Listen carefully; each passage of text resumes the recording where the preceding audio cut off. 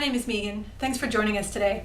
This short tutorial is on the coherency principle, which is based on a paper by Ruth Clark, known as the 6 Principles of Effective E-Learning, what works and why. So I'll present an overview of this concept, then you'll do a little practice, and then you'll have the chance to apply this concept.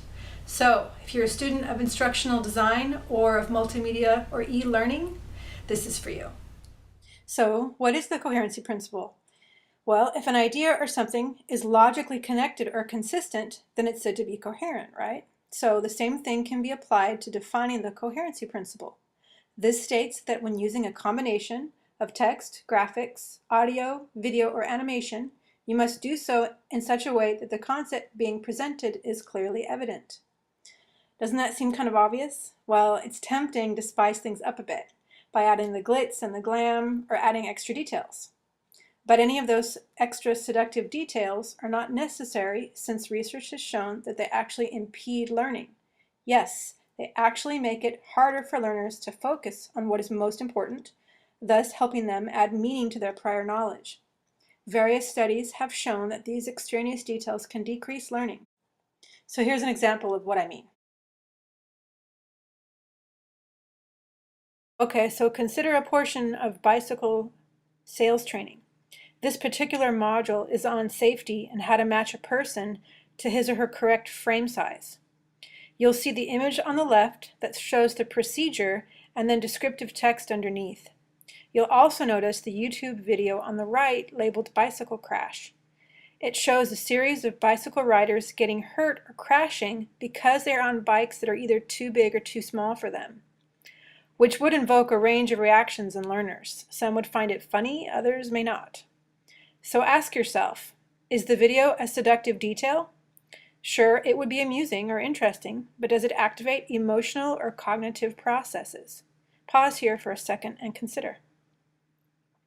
Since our goal is to activate cognitive processes and not emotional, then this video clearly violates the coherency principle.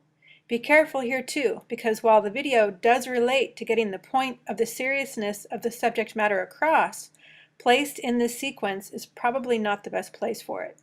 Since this is the beginning of a procedural process, a better way would be to include a video that demonstrates how an expert salesperson follows these steps. Now let's take a look at a text-based example. Okay, so here's a piece of training used for new administrators in a school district.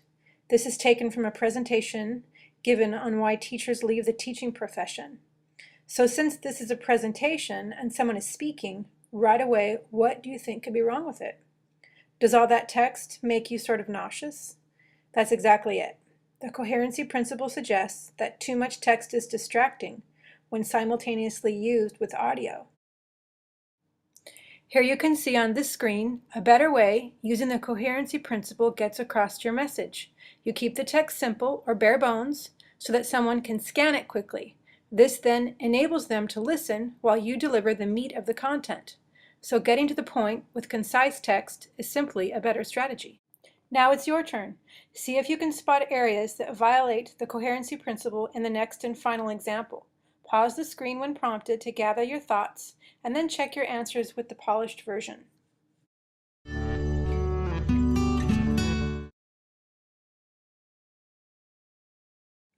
All right, so did you mentally ditch the animation? And did you notice how distracting the background music was? Nice job.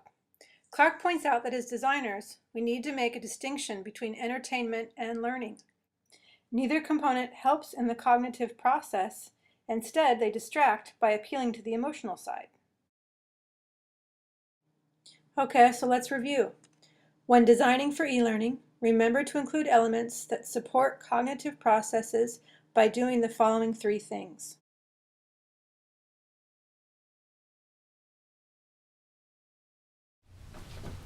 Okay, so we're done. Thanks for participating. Good luck in your future endeavors. And if you would, please leave some feedback about how we could make this better. Thanks and take care.